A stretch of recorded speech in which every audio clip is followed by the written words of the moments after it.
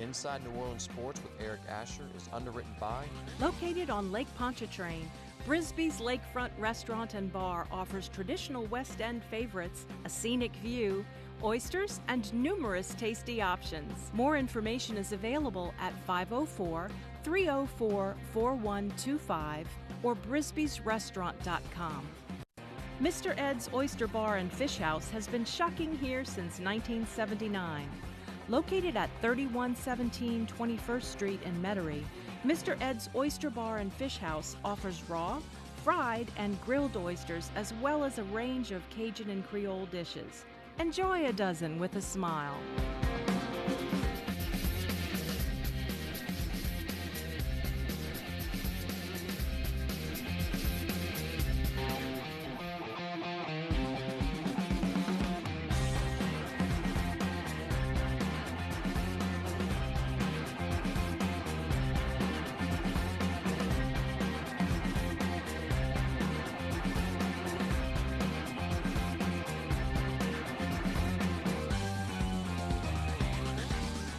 Good evening, New Orleans, and welcome to Inside New Orleans Sports. I'm your host, Eric Asher. Over the next hour, a lot about the New Orleans Saints, LSU Tigers, Tulane Green Wave, and of course, we'll touch on some Nichols football as well. We'll touch on some Ole Miss football, and there's a reason why.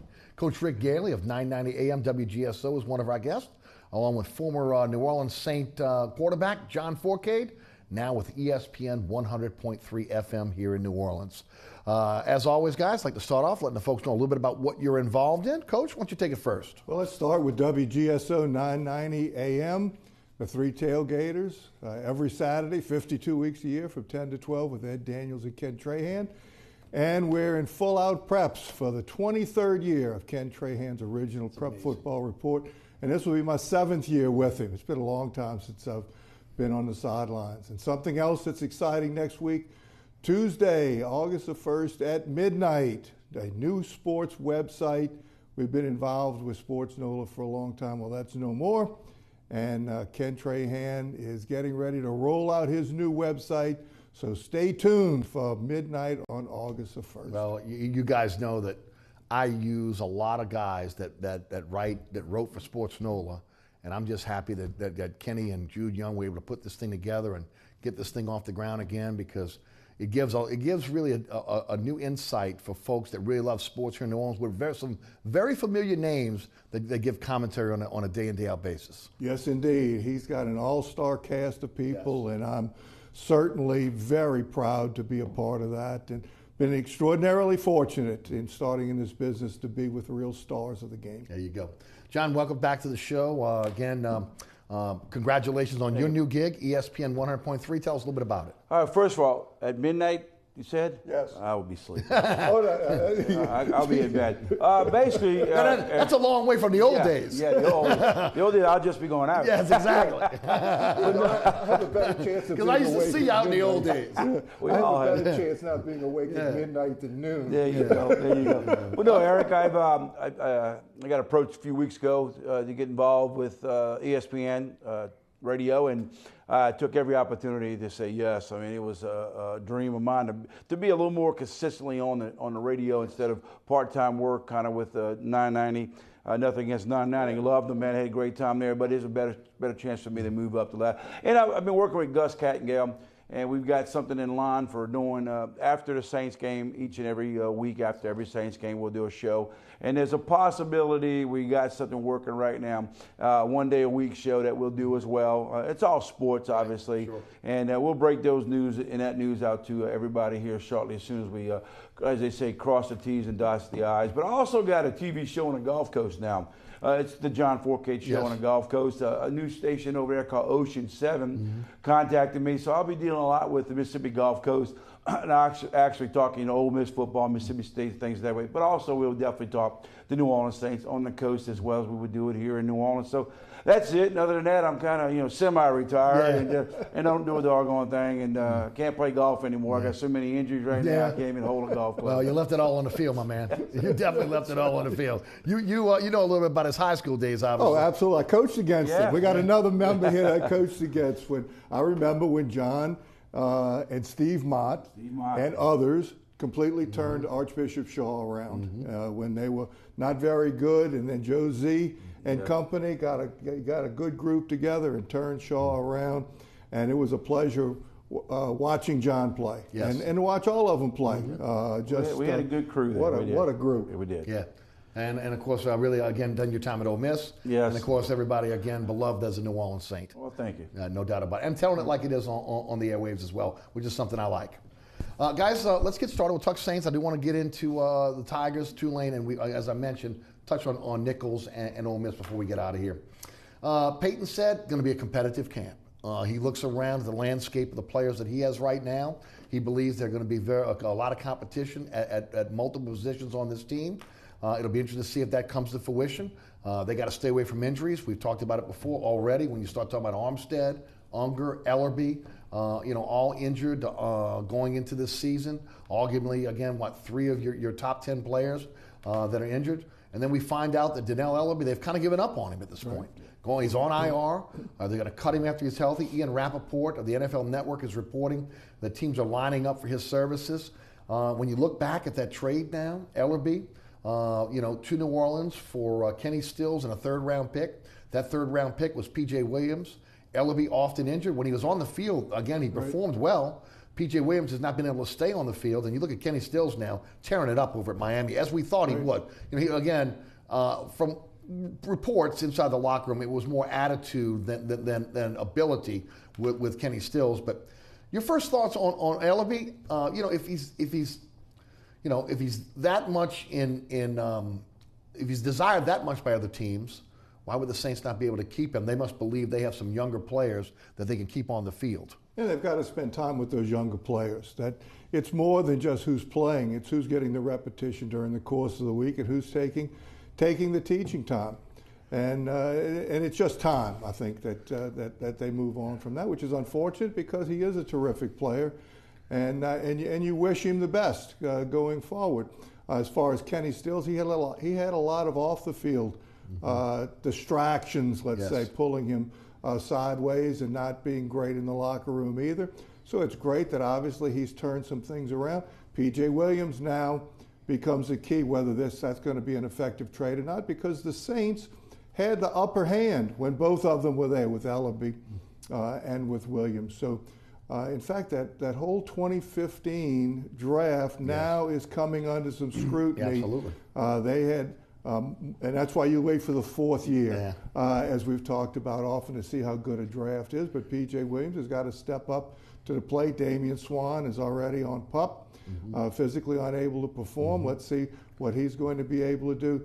But Eric, in looking at the best teams in the league in any sport, whenever you have to start a conversation with, if they remain healthy, you know you have a mediocre team because the good teams play through the injuries. They've got a plan. Injuries are an integral part of sport, not just to overcome individually the injury, but how good is your team preparing for the adversity that's going to happen during the course of the year? Yeah. John, you played obviously professional sports, and you're a guy that played through a lot of pain, a lot of injuries.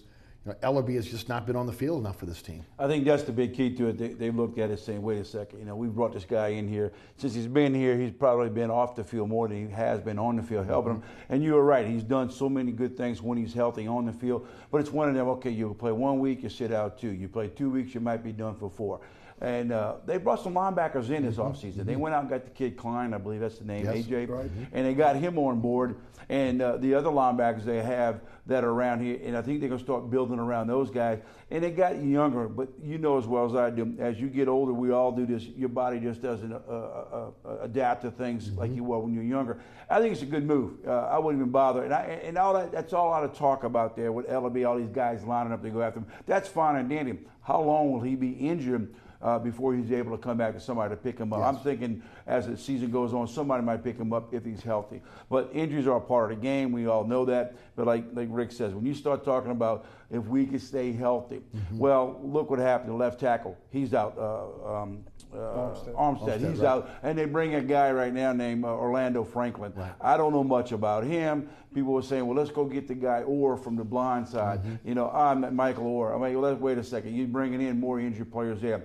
They have to fill spots. when guys get hurt. And it's all about, well, who's the next guy up? Well, by them thinking, well, as long as we stay healthy, they're not really sure about who's the next guy up. And most of your teams in the league who make playoffs constantly in and out, they always have that depth. You know, their 53-man roster is solid, where the Saints right now, they can't use that, oh, we got 53 guys, anybody can step up. No, because you guys are stepping up or hurt. P.J. Williams, he's coming back from, a concussion or got hurt. And then Swan, on and on and on. You got to avoid injuries. But the good thing about it, they're here in Louisiana now practicing. Yeah. In this heat and things. That's going to make it different from if they were in the upper northeast area of West Virginia. Well, talk about that if you would, because I want to get back to the linebackers in a moment, but you've gone through some brutal camps with Jim Mora in the heat of South Louisiana, in the heat of Mississippi. Talk about, having to prepare for this, because you really got to prepare your body in advance, to be able to kind of handle this heat. Well, let's just look at it. 3 years in a row, Saints went to West Virginia, 7-9. Before that, when they were a playoff picture, where did they practice? Right here. It's all about being in that heat. It's all about being in an environment right here. You don't have to go off. You don't have to worry about the weather being a factor, because sometimes you get up there, nice, cool weather. It'll have some rainy weather, whatever it may be. But let's be honest. I'd rather practice, I'd rather scrimmage, I'd rather do my drills and work in the heat of the nature of we have here in Louisiana. Because let's be honest, when other teams come down here, granted we play in the Superdome, okay, the Saints play indoors, but still when it comes to conditioning part, the Saints should be much better conditioned than any team that's scrimmaging or practicing up north or in the Northeast or wherever, or California on the beaches. So I like the fact that they are here, and it should stay that way. Coach, you've obviously had your high school teams that have practiced in this heat. When you were at Tulane as an assistant coach in the heat, talk about the difference between playing here, practicing here and practicing West Virginia. You brought up a great point on this show last year about recovery. Absolutely. I would much rather be in West Virginia. I'm talking about weather-wise. Now, there's logistical nightmares and all kinds of other things that go into that move. But you brought it up in your introduction. Is Sean Payton going to keep his edge because he's lost it? Right. He was a much more, when he's sarcastic and he's acerbic, he is terrific, but he's become more collegial right now. He did not take advantage for 3 years of the advantage that they had being in West Virginia, that you could have a better practice tempo, you can get more repetitions and more evaluation up there because you recover faster, and then you come down for 3 weeks before the season. Now, they shouldn't have gone back this year because he proved over a 3-year period of time he could not take advantage of it. A big key to this is Sean Payton sarcastic enough to keep his competitive edge. Well, he certainly wasn't yesterday. 45-minute press conference, as nice as he's ever been. I mentioned it on the radio show today. I mean, open, honest. I mean, of course, it's the first day of camp, and they haven't lost a game yet. But, I mean, he wasn't the edgy Peyton that we've seen in the past. So we'll be watching that as we go forward. Let's get back to the linebacking core for a moment. Again, first of all, Stephon Anthony lined up at the will today. They're going to be it's going to be interchangeable all throughout camp. Michael Marty is back.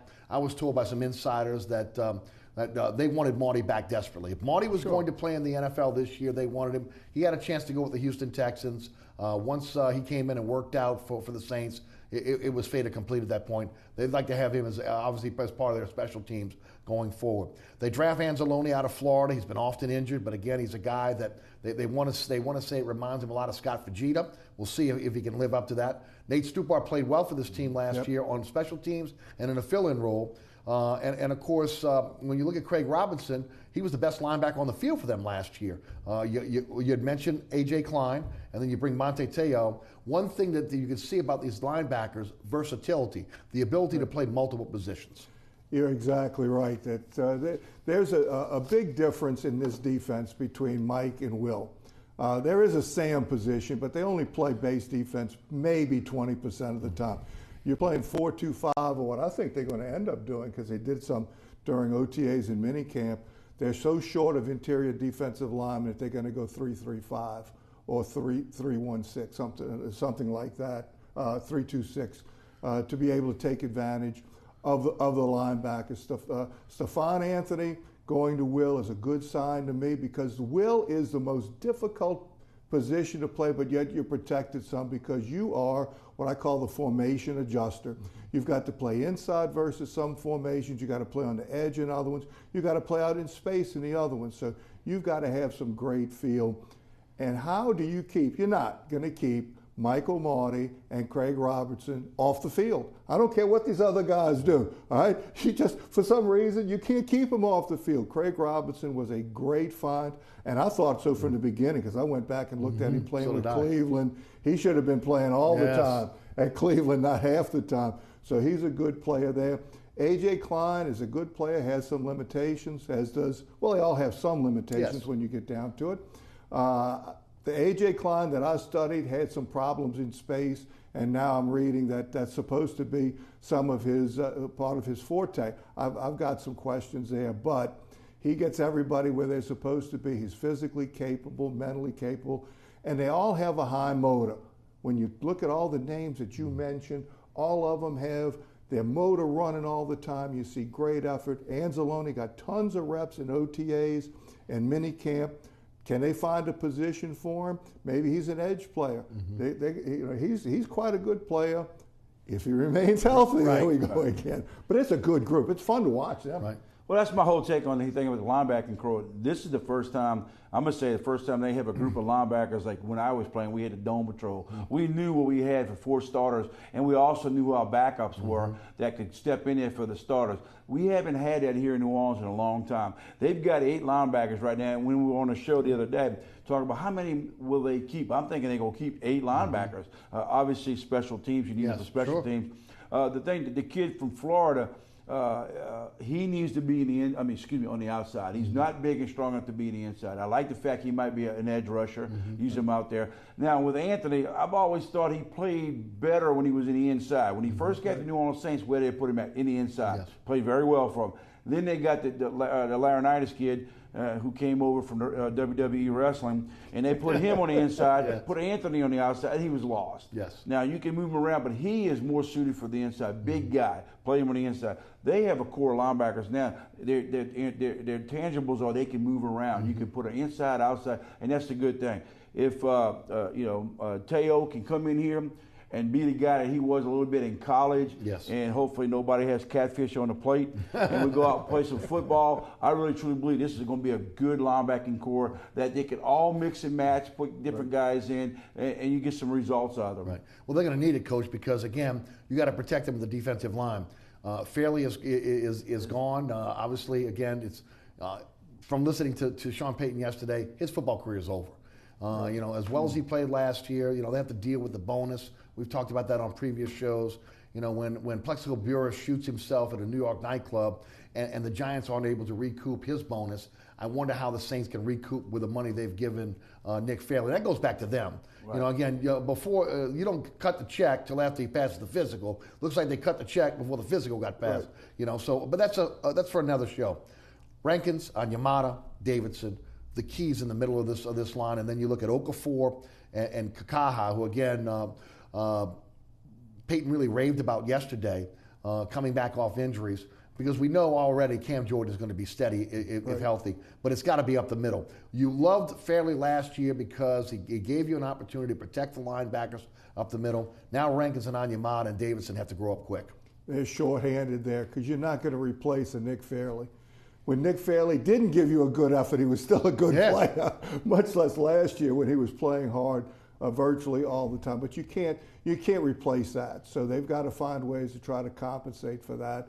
And that's why I'd mentioned something like a 3-3-5 in their nickel or a 3-2 in their dime. And now you move Cam Jordan inside.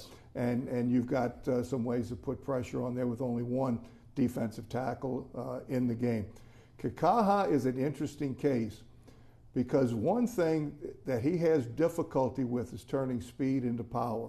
He's got speed, he's got a great motor, great effort all the time, will just run nonstop, but if a defensive tackle puts a hand on him, he's stoned. Is that something you can learn? It's very difficult. You can practice it because it's all about leverage and timing, and you can learn the move, but the ability to be able to time that while you're moving from the ground up and generate power from the ground while you're still running full speed is pretty natural to some people. It's very difficult to learn. Right. John, what could you add? Take the defensive line. Talk about Kakaha as well. My thing with Kakaha is the fact that when he was at Washington, they were praised about all the sacks hit. That's a different style of football in college. Let's be honest. He's a linebacker, should be on the outside, dropping back and covering guys. He's not a guy going to rush. You got too many big tackles that can stiff him easily, I believe. That's my take on it. I've seen so much of it when a little bit he's been in there. They've got to get past rushers off the edge. Okafor is hopefully that's their answer. He's the guy. But he just can't be one guy. He's got to take a breather every now and then. And like Rick said, they might go 3 down linemen, 3 linebackers.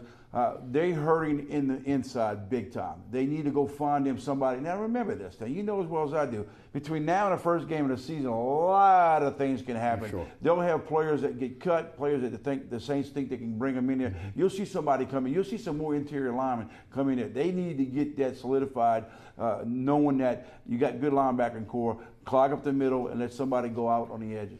Guys, offensive line, we already talked about, Armstead and Unger, both with injuries. One thing that was intriguing, and again, I got to believe it when I see it, honestly. One thing Peyton talked about yesterday in the press conference was that Unger and Armstead are both ahead of schedule in terms of their rehab. He expects Unger back by the third game of the preseason. He wouldn't put a timetable on Armstead's, but he said, he was emphatic. He will play this year. Interesting there. You got Ramczyk now that moves to left tackle, first-round pick. A lot of us questioned that pick at that point with the defensive deeds. It ends up working out well for him. Josh Laribas will be the center in the interim. Right. He's got some experience. And you mentioned Orlando Franklin. I did some research on him today. He started all 89 games that he's played in the NFL with Denver and then now in San Diego. He was ranked the 66th best guard last year in the NFL by Pro Football Focus. He's only 29 years old, so he's still young. He's played the right tackle and the left guard position. And here's another interesting stat on him. Never missed a game due to injury. So it'll be interesting to see again how he fits on with this team. But offensive line is about continuity. The question is how quickly can I get these guys back so they can have that continuity. And you have to be concerned with Franklin. Why didn't somebody sign him in May? There you go. First thing I thought there's usually a story behind the story, but sometimes things fall in your lap. When miracles happen, take credit for them. That's okay. Max Unger is the key to everything. If he's not there, Josh Laribas is a nice player, but there's a reason he was out of football last year. He's gotten better, and maybe that's going to work out for them. Max Unger's got to be there from the beginning because now they can find ways to protect Ramczyk at left tackle. Ramczyk's got to win the left tackle position, and they can do the same things they did for Jermon Bushrod back in 2009, who was totally a mediocre player. Now, mediocre in the NFL, still pretty darn good, okay? Sure. But he was not like your classic left tackle, but they found ways to scheme because everybody else could hold up their end of the bargain. So Unger absolutely has to be there. Ramczyk, you plug him in, that's where he's played before, so it's not like he's got to learn how, because when you change positions, you're changing your sight lines and you're changing your footwork. And those two things have got to go together because you don't have a whole lot of time to say, well, if they do this, I'll do that. It's got to be reaction. So you put him there, you protect him, but Unger absolutely has to be there. Senio Calamente being physically unable to perform answered that for the Saints. Yes. Now moving Pete outside is off the table. Pete's got to stay there. They've got to deal with which is probably why they went to get Franklin today. That's right. Let's see if he can help that. Because Senio Calamente is not starter material in the NFL long term, but he's a good guy to have on your team. You know a little bit about offensive line. My whole take is this offseason when they were drafting, everybody wanted a defensive guy. We understand that. And I kept thinking, okay, great, you can get him linemen in second, third, fourth row. You can always find linemen there around. There's a lot of linemen out there you can go get. But the key to New Orleans Saints, other than Unger being a center, I always kept saying, man, you better have some guards. They were getting killed by the guard play last year, not as bad as the tackle play was. I mean, I thought Zach played a heck of a season for a guy. He was one of the top right tackles in football last year. And 2 years ago, everybody wanted to kick him out of town as quick as he can. And so with that being said, you better get some linemen, because if number 9 is advertising on the bottom of his shoes, y'all in trouble. Right. And that means get the best lineman, whoever's out there. You got to put the 5 guys in there, and then you better have some good reserves, because you know as well as I do, linemen go down too. Yes. And you better have somebody to step in there. And that's why Franklin came in there. And I'm going to say it again. Watch this training camp and preseason football. There'll be some linemen coming available that the Saints will go after. One of the reasons why they went and got Larry Walford. Yes. Right. That's the biggest acquisition of the offseason to me. Yeah, with Fairley going down, and I'm right there with you as well. I think he's done. You know, what are you going to do? Exercise your heart and get that back up. I think it's really unfortunate there. But Walford, that helps solidify now left guard. If the hunger's there, and that's why you solid. Zach Strief turned his career around 4 years ago, when in the summer he started working with Jonathan Stitchcomb in the summer in Atlanta. It's amazing how these guys have learned that little bit of intelligent, extra work in the off season and diet and exercise and all those combinations of things extend your career. He's been remarkable. Yeah, he really has. Guys, the running game obviously is going to be a little bit different this year with the addition of Adrian Peterson. Again, doing a little research for the show. Pro Football Focus ranked the Saints as the seventh best running back group in the NFL, which says a lot. Mark Ingram, obviously a 1,000-yard rusher. Adrian Peterson, future Hall of Famer. Alvin Kamara comes in with that Sproles and Bush role. Daniel Lasco kind of looked over now because of the injuries. Special teams guy, and he looks like he's fighting with Cadet for that last spot. Your thoughts on the running backs? Yeah, Lasco's a winner there in my book. Me too. Because he could substitute for any of the 3 of them. He's got enough speed to help if Kamara's the one that goes down. He's got some power, and he's a maniac in special teams. So I think Lasco's going to be the winner there. I think they'll keep 4 tailbacks and 1 fullback. John Kuhn's the guy there. Yeah, John Kuhn. And Humana Wanui has got to be a big key there, because he could be a move guy and a backup fullback. So he becomes important coming off of injury. In fact, both he and Josh Hill are very important in the Saints really being able to solidify that tight end position. Is Kobe Fleener going to turn out to be the player he's on the hot seat that now. he needs to be? But what I'm really going to be interested in is how they determine what the rotation is going to be. Because when you look at when Sean Payton is at his best as a play caller, you throw the ball on first down, run the ball on second down, and do what you have to do on third down. I would look forward, this is where I have my fun in this whole thing, I would look forward to Mark Ingram being the first down back, Adrian Peterson being the second down back, and then Kamara being a potential third down back. And when it comes to Adrian Peterson, is he the home run threat? We've got a very solid 4, 5, 6 yard player in Ingram. Can he take that play and take it to the house like he did in Minnesota? That's going to be his value. John, what do you think about the Adrian Peterson deal? I'm going to go way out of left field in this one. When's the trading deadline? October. Watch one of them running backs, and I think it's going to be Ingram. My whole take on this is Mark Ingram is not going to be in the backfield splitting time with Adrian Peterson. We all brought that on the table. I just think Adrian Peterson in preseason, you'll see how he does the first couple games, then you don't have to worry about it. But early in the season, if he's the workhorse and playing very well, Mark Ingram, you've seen Mark Ingram in the past, potential tantrum on the sideline, I need this, and then what's going to happen when he's all of a sudden not getting the reps, not playing. I don't see him as a great ball catcher out of the backfield. We don't know what Adrian Peterson can do, but if Adrian Peterson is the Adrian Peterson of 2 years ago, Mark Ingram's going to be in a trading box. You're watching Inside New Orleans Sports each and every Thursday night right here on WLAE at 6 p.m. with our live broadcast. Catch us on Friday nights on LAE at 10 p.m., Friday nights at 9 o'clock on Pelican Sports Television, and we're on the Cox Cable tier, 10 o'clock on Thursday nights, and 2 a.m. if you're up at that time on Cox 130 on Saturday morning. Our guest tonight, Coach Rick Gaille of 990 AM WGSO, and John Fourcade of ESPN 100.3. I'm your host, Eric Asher. We'll be right back.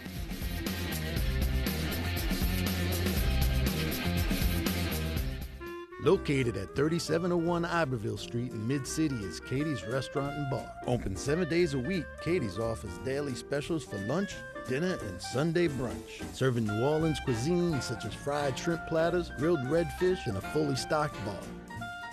And don't forget about our expanded event seating and local entertainment.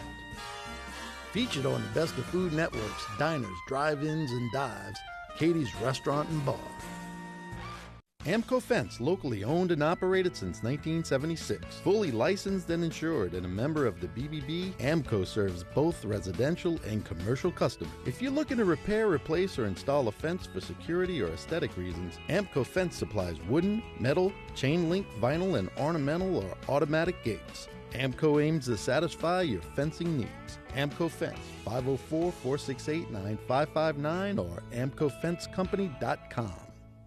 Welcome back to Inside New Orleans Sports. We'll be going to the phone lines at about 15 minutes left in the program. John Fourcade of ESPN 100.3 and Rick Gaille of 990 AM WGSO are our guest.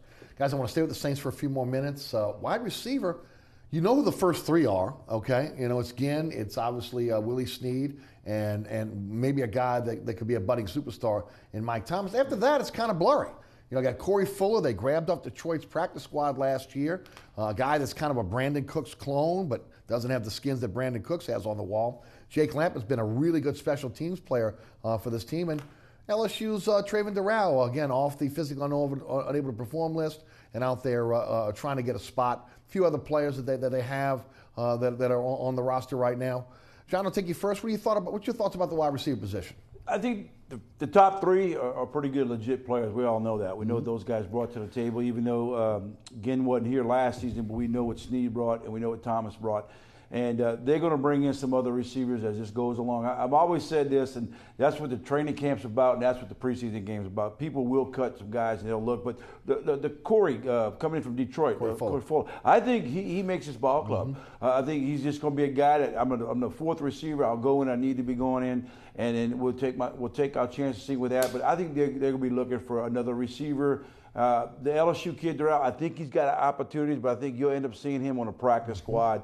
They're going to have to do something to fill these rosters. Do they keep 5 receivers? Do they keep 4? A little more tight ends. I don't know about all the tight end scenario, how many they're going to keep, but they got to have 5 receivers somehow, some way. Right.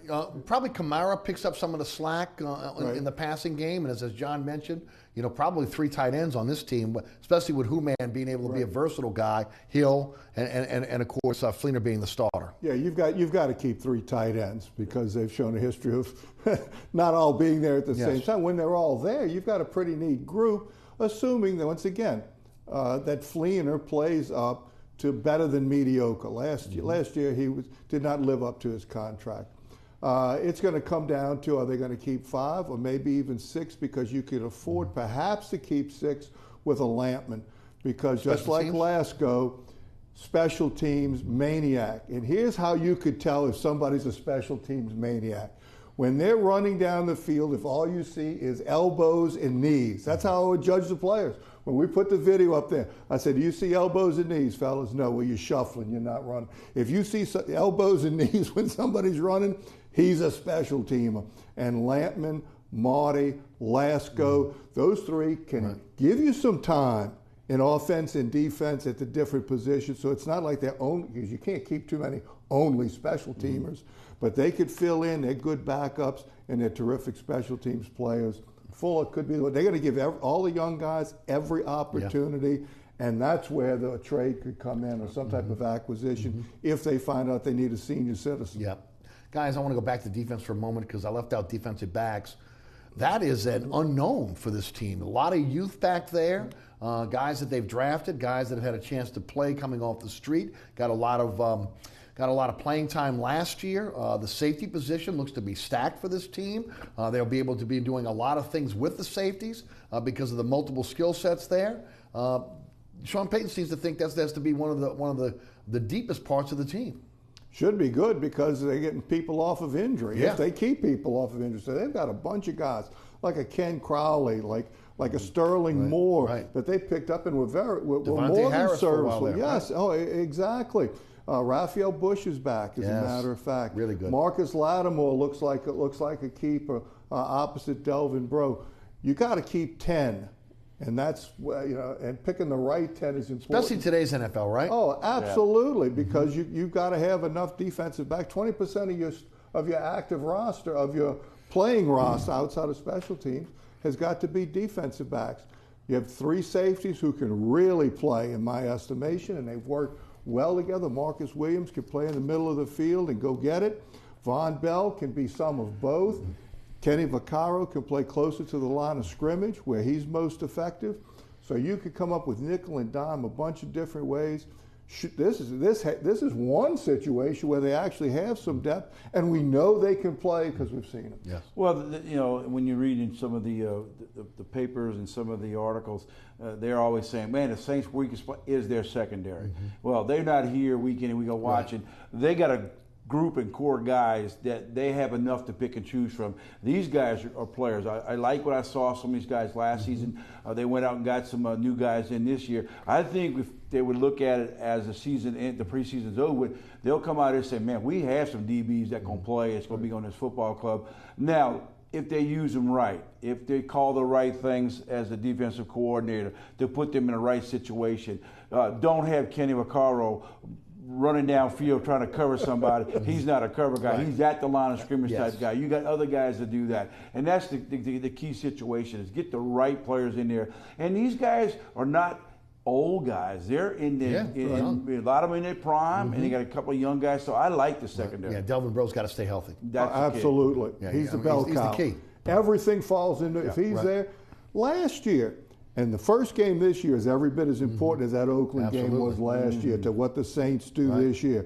Last year, if he doesn't go down against Minnesota, besides the fictitious pass interference call, the Raiders don't make the playoffs, the Saints probably do. The Minnesota game this year is every bit as important.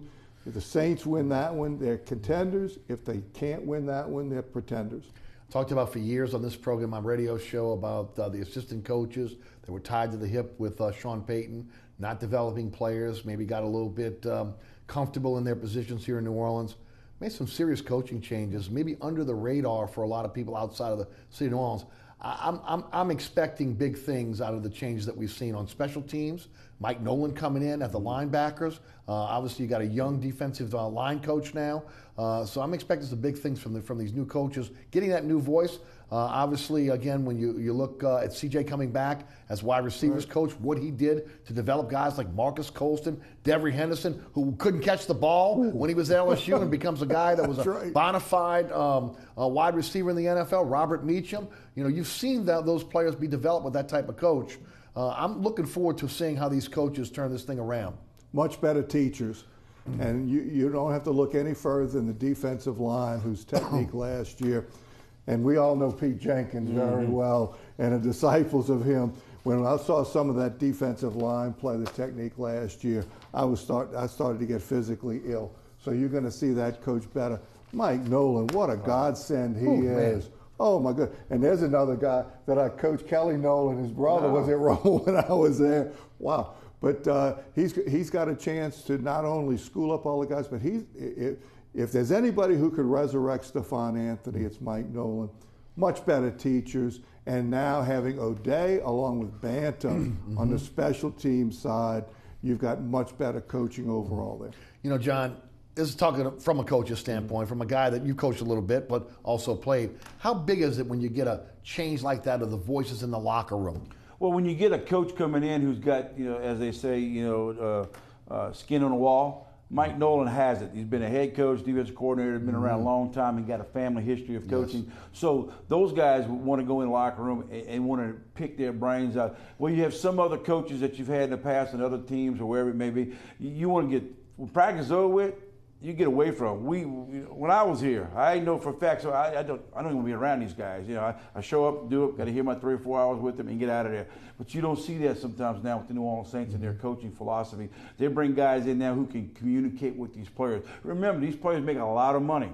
They're actually your boss in a way. You know, because, hey, you can't get rid of me, or I can do what I want. I make the money. I'm the star here. But now you got coaches coming in and say, excuse me, son, I'm going to put you in your place. You want to still be in this league? Let me help you. And that's what we brought to the New Orleans Saints. They brought coaches here now who are going to help these players. Right. And I believe you see these players now are asking for the help.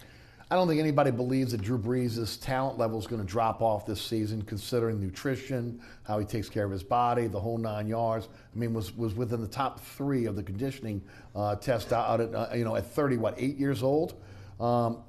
Guys, one concern I have is this a make it or break it year for him here in New Orleans?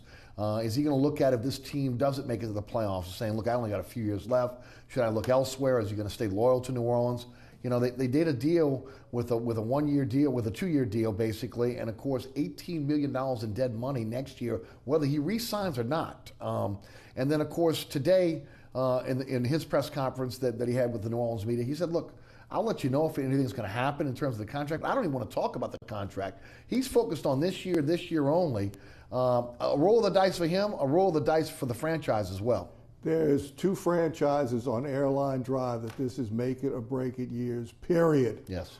7-9, even 8-8, the Saints must be in the playoffs, or there's going to be mega changes.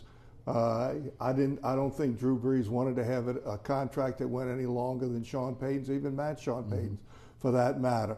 I'm looking at the possibility, and you know, I'm either discouraged or encouraged, okay?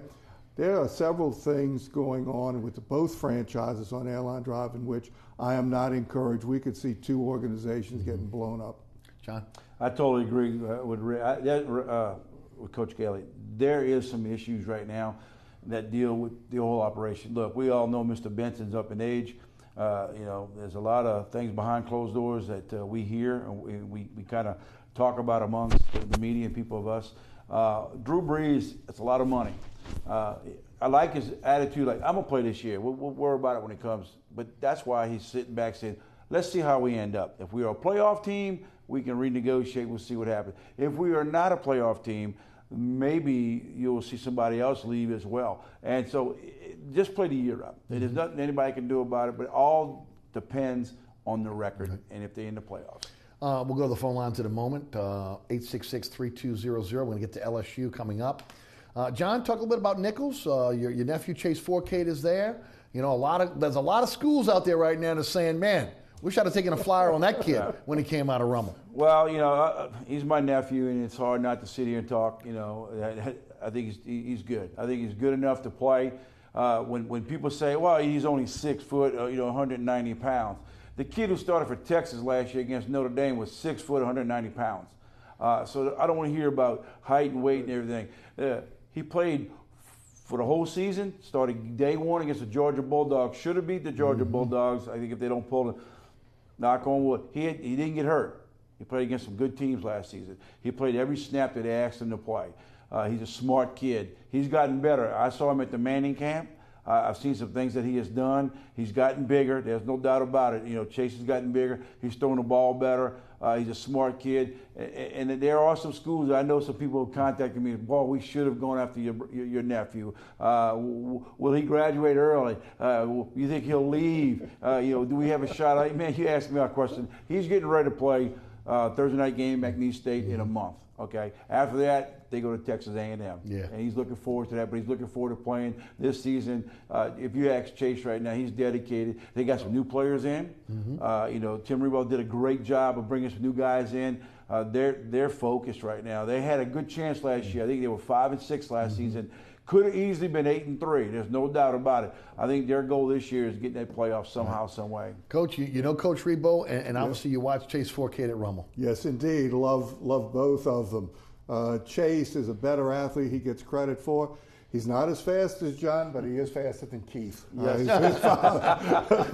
But a great shot against the bow against Keith right there. That's right. But he's got Keith's toughness. He's got the Fourcade toughness. What a great competitor. It's smart, great feel for the game. Knows how to play the game. I couldn't have been happier watching him last year at Nichols, because being from St. James for so many years, we were close to Nichols for many, many years, and I'm so proud of Tim Rebowe. I love what the Colonels are doing. Yeah.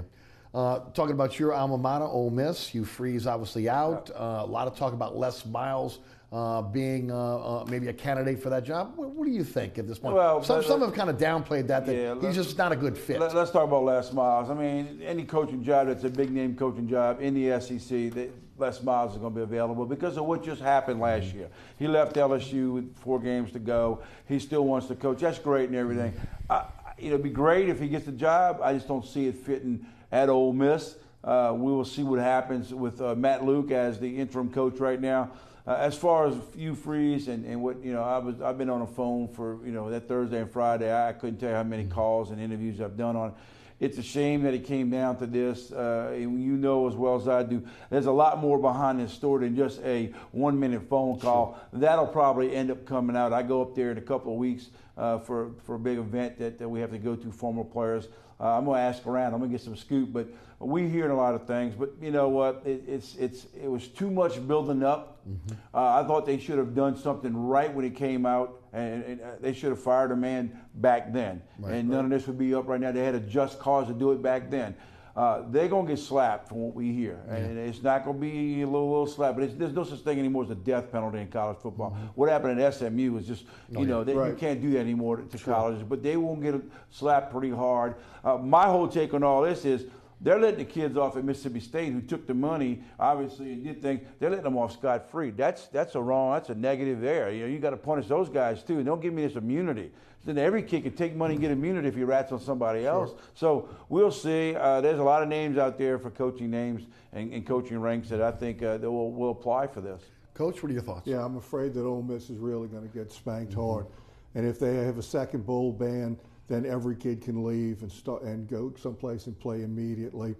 And I'm not certain if this group of Ole Miss players have the love for the university like John's group. Like we know Ole Miss, the talk about a loyal, loving fan base. That's the Ole Miss Rebel fans and former players. I'm not certain how many of these players actually have that.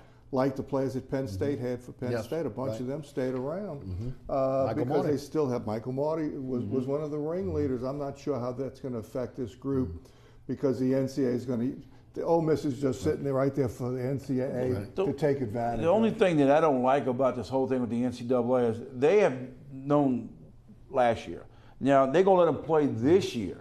All right. Well, when they going to come out with their findings at the end of the year? When it's hard to get a coach, or do it now. They'll know what the situation is. They'll go and play through this year, and they're at least going to get ready to go recruiting and come December. You can't wait till the end of it because you got to go get a coach, and then you got to get ready for your recruiting classes. And I don't know, get it over with now. Right. And you already know NCAA what you're going to do it now. Right.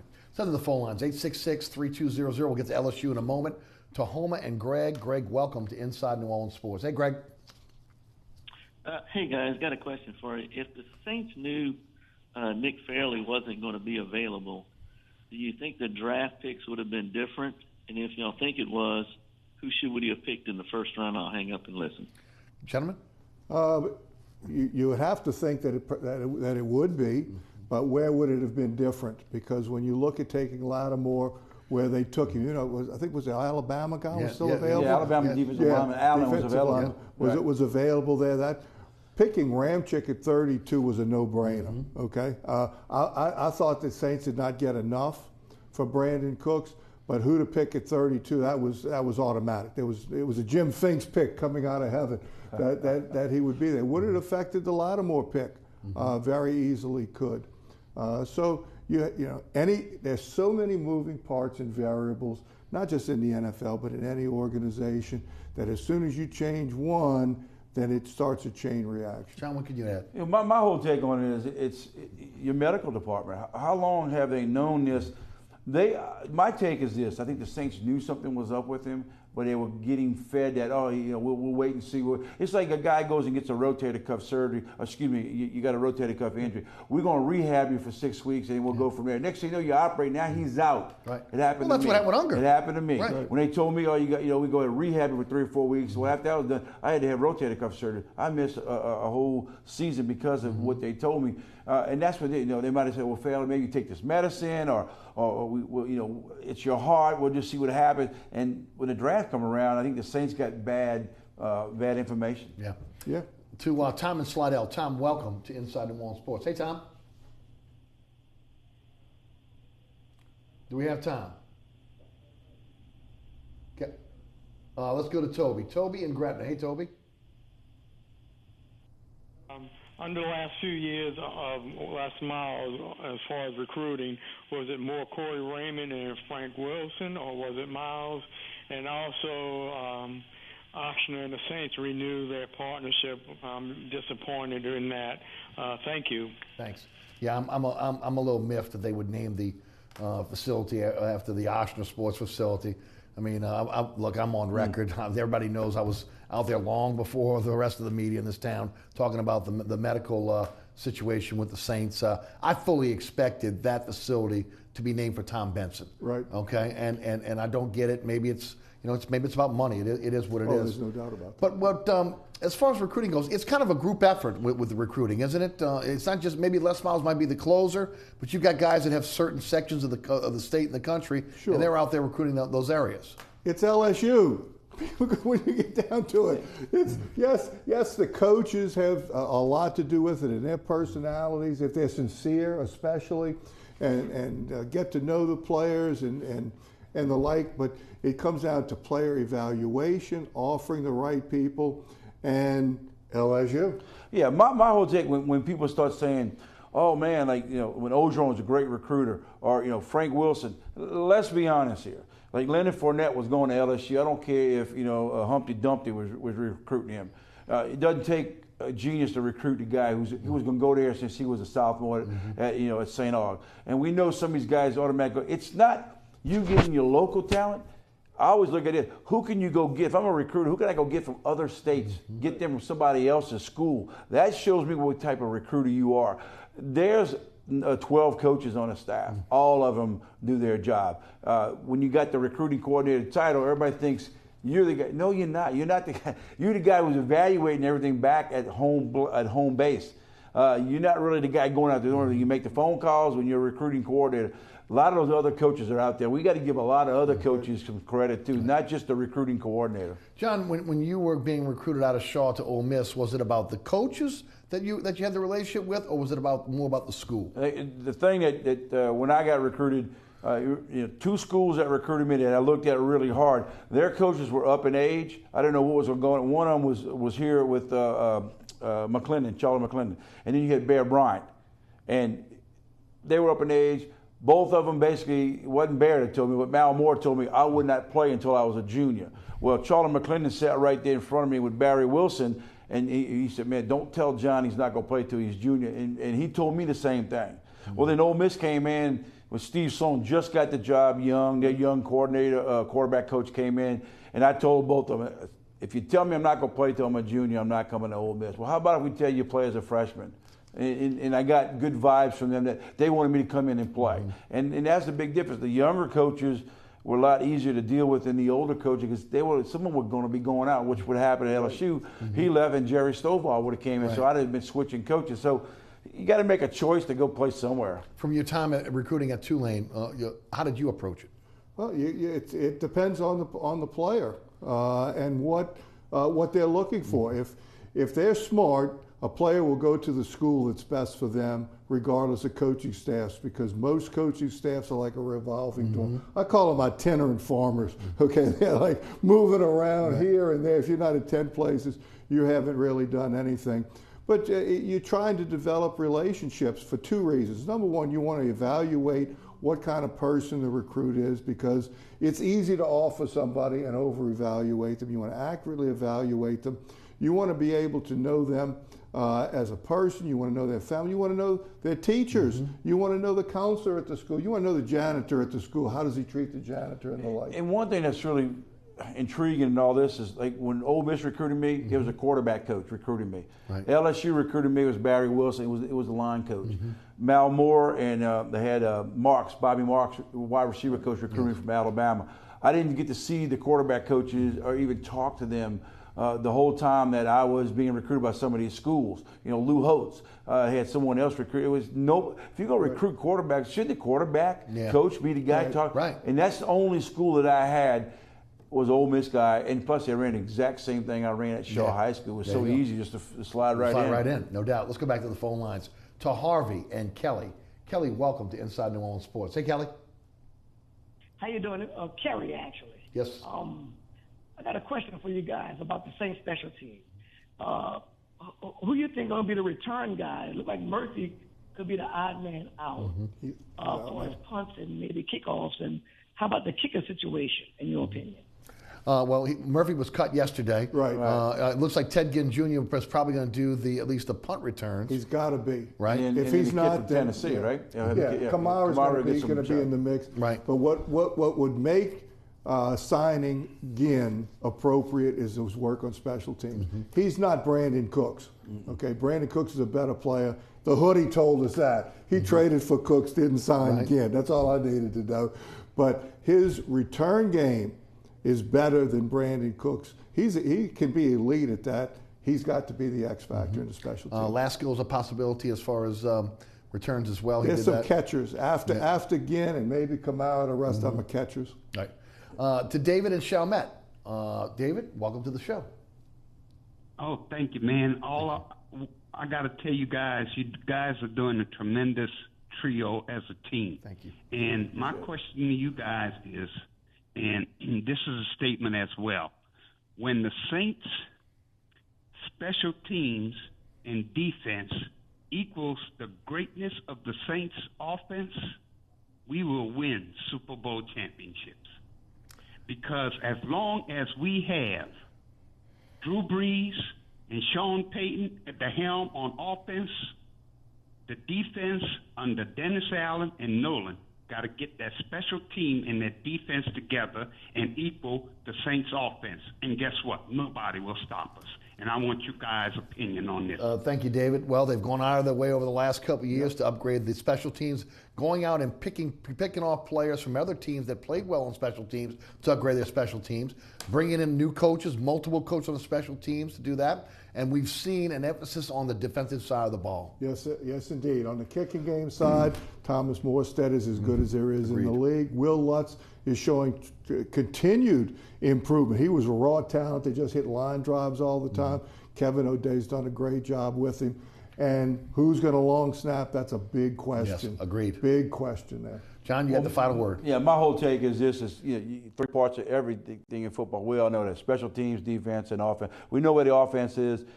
I just say this: if the defense can get anywhere around 15 to 18th in the league, they're back in the playoffs. Special teams, if you can just hold your water and let the defense get that 15, 16, 17 spot, you know the Saints going to be first through 5 in offense. It's going to be an interesting season coming up. Yes, indeed. And it really will be. John Fourcade, ESPN 100.3, Rick Gaille of 990 AM WGSO. Thanks so much for being with us. Oh, this is fun. Thanks so much for tuning in. Remember, there's a rebroadcast of this program each and every Friday night right here on WLAE at 10 p.m., on Pelican Sports Television on Friday night at 9 p.m., and, of course, on the Cox Cable tier Thursday nights at 10 and Saturday mornings at 2 a.m. Catch me on the radio, 990 AM WGSO. That's weekdays, 11 a.m. until 1 p.m. The TuneIn Radio app is a great way to take the show with you anywhere. You can also listen live. Download the podcast at ericasher.com. All the previous episodes of Inside New Orleans Sports can be found at ericasher.com as well. Again, special thanks to our guests tonight, John Fourcade and Rick Gaille, and also to the WLE production staff who do a great job. Ron Yeager, Jim Dotson, Naila Jones, also Trey Lopez, and a sorry goodbye to a guy that's been with us since the inception. Kenny Juno is moving on and will no longer be handling the sound for us.